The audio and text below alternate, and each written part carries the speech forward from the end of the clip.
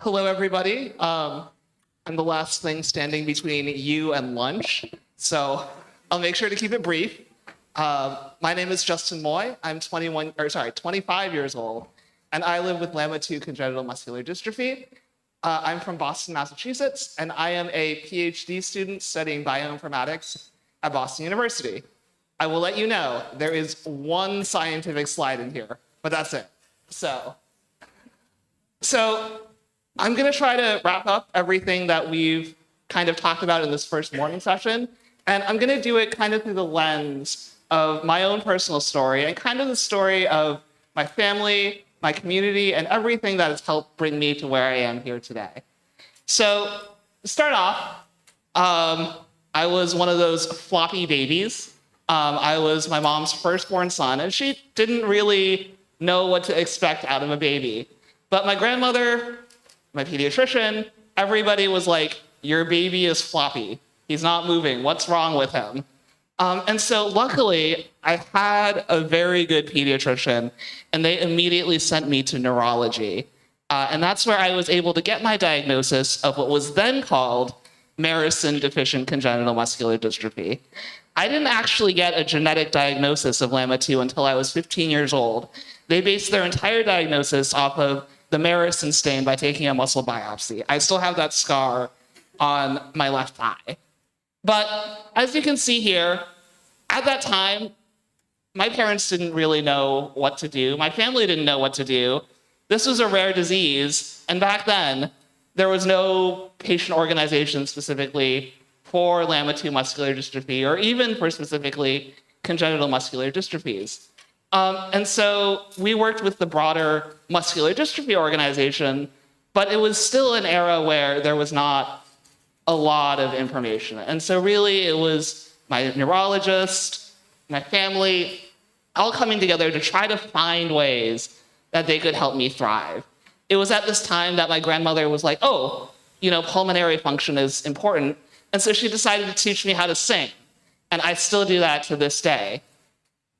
Even when you don't have the information, you can still make little modifications to improve the outcome of your life. Bram asked me to include plenty of baby pictures. So here are a lot of baby pictures. You can see here in the middle, I had one of those little toddler baby walkers. But also too, on the picture all the way to the right, you can see that I'm actually wearing my AFOs that the orthopedist made to make sure that my contractures didn't get worse. Again, it was really early management of the symptoms. What can we do now to make sure that things do not get worse? And so I'm not the only one. I have two other siblings. Here, Bram wanted more baby pictures. So this is baby pictures of me and my brother as well. So I have a younger brother who's 2 years younger than me. And I think it's really important to kind of bring in the siblings and the entire family as early as possible. Here you can see my brother is playing with me. I don't look so happy.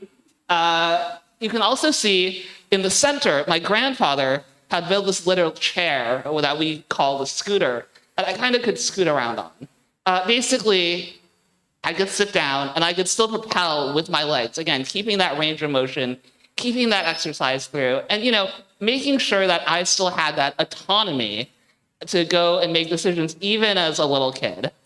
In the last picture, you can see my brother pulling me on a sled. I don't know if I was happy in that, but my brother was definitely happy. And the thing is when you bring in your siblings, when you bring in the family early, it takes away the stigma and it kind of builds in that natural relationship.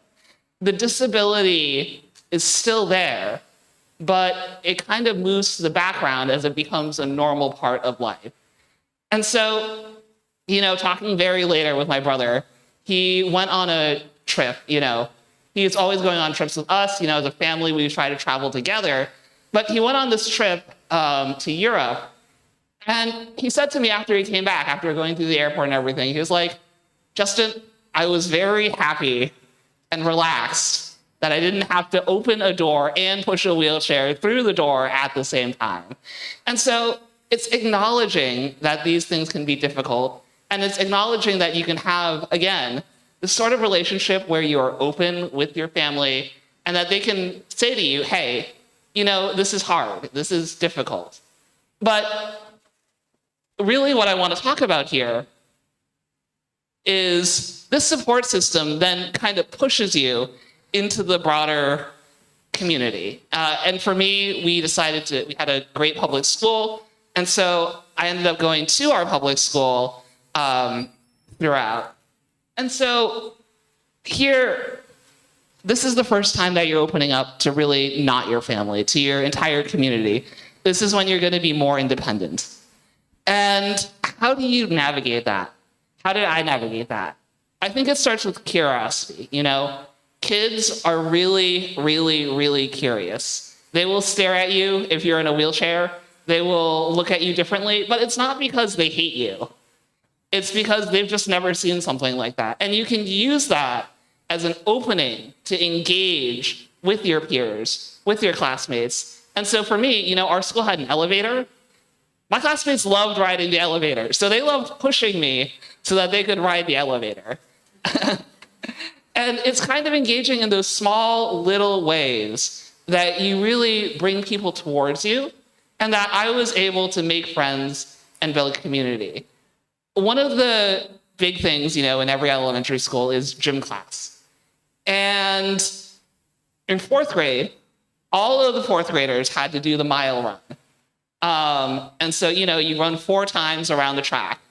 But for me, how was I gonna do the mile run? This was something that was gonna be difficult. Like, I can't walk. But I was able to push myself. And so my 4th grade teacher decided, you're gonna run the mile run, and I'm gonna train you so that you can push yourself for the mile run. And so every single lunch, my 4th grade teacher would come with me and just walk along as I pushed myself through the school. I trained every single day. And so by the time that we got to the mile run, I was able to do a 1/4 mile. But I was still able to participate with my friends, with my classmates, and show them that I could, again, with a little bit of modification, do similar activities, that I could be part of the community. So the other picture here I have is a picture of me on the school bus. Our school had an accessible school bus, so I rode the school bus to school every day. And I think that's also important because when you build in accessibility, when you build in visibility of everyday routines to, kids, to your children's classmates, it becomes normal. And when you learn how to explain your condition early on, it becomes normal. In middle school, I was in a musical, and one of the people who helps me through the day, he got a tattoo of a person, the wheelchair handicap symbol. And one of my classmates, during the musical, he came up to Mr. Egan, and he was like, Mr. Egan, do you know anybody in a wheelchair? And I was right there. But it shows you that the presence of the wheelchair, the disability became normal. It became ingrained in my classmates, in my friends' psychology, such that I was able to just be me. I wasn't me with a disability. I wasn't me in a wheelchair. I was just Justin. And so this last picture that you see here is, again, another one of those modifications that we made. This is my desk at home that I do my work at. You can see that we cut down the actual table leg so that it was lower, so that I could sit in, this is the newest iteration of the scooter. This is a repurposed mechanics chair, but you can see that I'm still, moving my legs. I'm still doing these activities. We're just making minor modifications here. So sometimes minor modifications are not enough, and there are major life events that happen. So basically in the summer between 3rd and 4th grade, I had to have hip flexor and knee release surgery. And for an 8-year-old, the idea of being in a body cast the entire summer was not, very appealing.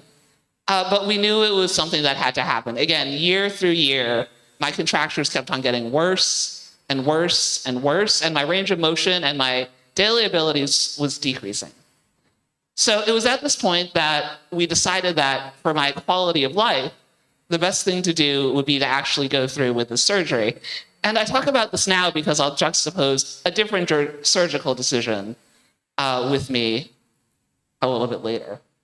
So we got the surgery. I can say that New England summer is very humid. This was not very pleasant, but at the end, I had increased range of motion, and I was able to, again, continue with a lot of the activities that we had, but we had to make that major surgical decision, and we had to make it at a time that worked with my life. We did it in the summer because it would not affect my schooling, and, I had a big chunk of free time. Was it unpleasant? Yes. Was it uncomfortable? Yes. Did it have to be done? Yes. So even though, we have these major changes, we have these minor changes, we still have all of these normal activities of life. I'm very fortunate that my parents, my friends, my family, they all like doing stuff, and they, take me along and help me do the things that they do. Here you can see a picture of me and my mom as we're kayaking in Walden Pond. There is Arches National Park, my favorite national park.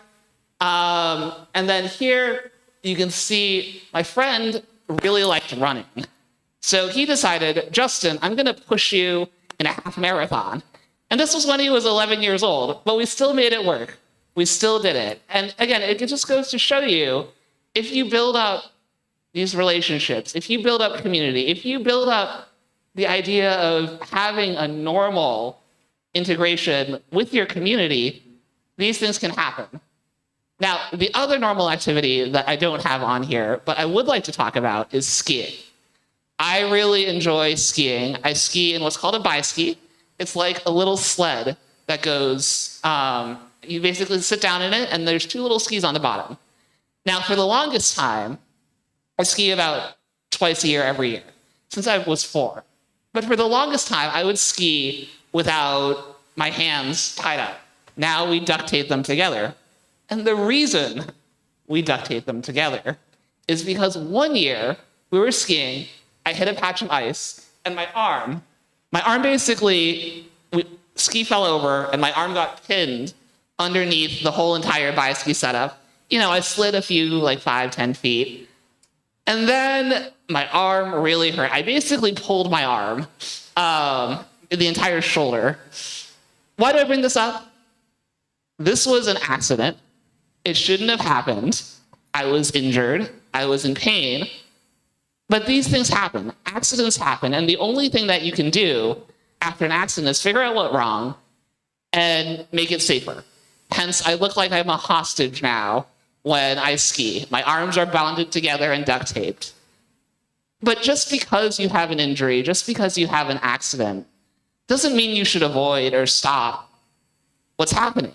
It's just a time to reflect, to look back, and to really understand, how did this happen? How can I live with my disease? Is this going to affect me forever? No. How can I make my life better? And a big part of making my life better is advocacy, something that we're all very familiar here with, but something that can be hard to get into initially. And so I think my first kind of introduction to advocacy was through my mom, who's in the audience. And it doesn't need to be big. You don't need to go out there and start a foundation, although if you're Brahm, you can go out there and start a foundation. But there was an opportunity at the local playground. They were renovating it. And so my mom wrote to the people that were renovating the playground, hey, in this other town, there's this playground and they have ramps that the kids in wheelchairs can get up. Is that something that you're interested in doing in your plan? And so, my mom wrote this letter, not really expecting anything. The committee ended up coming back to her and asking her if she wanted to be on the playground committee to help design the playground. So people want to help you. People want to know what's wrong. I think sometimes it's just hard to take that first step. And so kind of learning from that, for me, it's about advocating for yourself.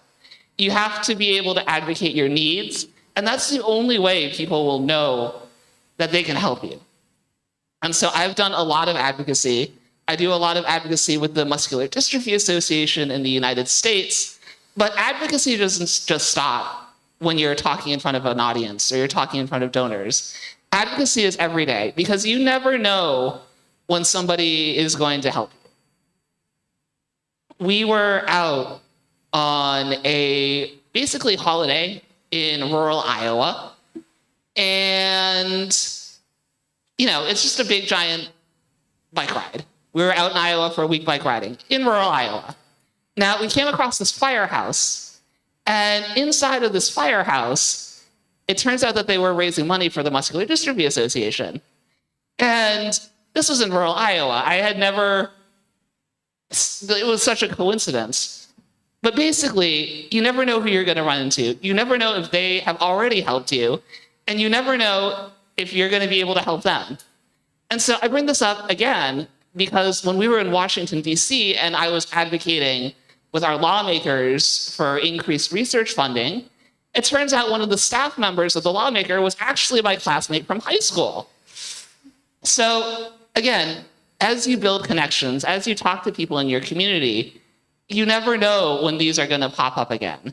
You never know when these people are going to be able to help you, and you don't know how and in what scenario it's going to happen. It might not even be related to your disease. So building that broader community. So with that in mind, I do a lot of advocacy, but again, so I'm a PhD student. This is not the science slide. But I bring up my academic career journey because the first part of this journey was actually a surgical decision. As you can see, I have scoliosis. It's pretty bad. And so the summer before I decided to go to college, I had to make a decision as to whether or not I wanted spinal fusion surgery. Again, the scoliosis is getting bad. And at least at the time, the idea was that there's a window there before that you need to make sure that you fix the spine before the spine fuses. And so that window probably would have been during the end of high school. So we talked with our physicians, we talked with our doctors, and our orthopedist said, this is the best medical decision that you could make. It'll improve your respiratory function, it will improve your posture, but at the same time, there was a chance that I would need a tracheostomy. I love to sing, I love to talk, I love to eat. And so all of those things would have not been able to happen if I had decided to go with surgery. Additionally, my range of motion would have been decreased had they fused my spine. And so ultimately, even though the best medical decision was to get the spinal fusion surgery, I decided not to get it. And what helped me make this decision was I was at a fundraiser, and one of the firefighters there was talking to me, and he said, I was talking to him about, this big decision I had to make. And he said, it's better that you live a life that might be shorter, but a life that you can enjoy, rather than a longer life where you'll be miserable.